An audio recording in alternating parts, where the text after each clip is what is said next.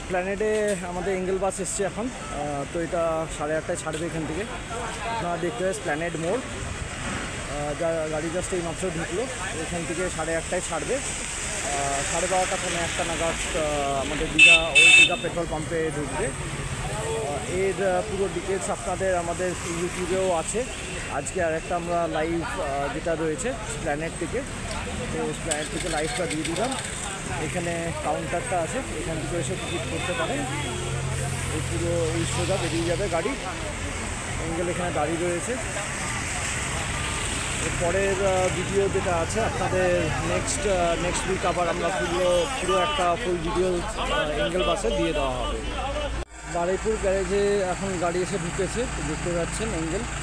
তো এখন আমাদের রেস্ট হবে, কালকে সকালে আবার এখান থেকে 6টায় বেরোবে।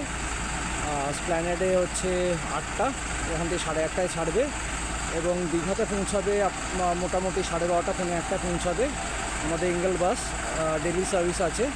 যারা আমাদের গাড়িতে বুকিং করতে চান আমাদের কন্ট্যাক্ট নাম্বার প্রোভাইড করে দেবো আমরা, ওখানে আমাদের কন্ট্যাক্ট করুন আর দীঘা যাওয়ার জন্য বুকিং করতে পারবেন।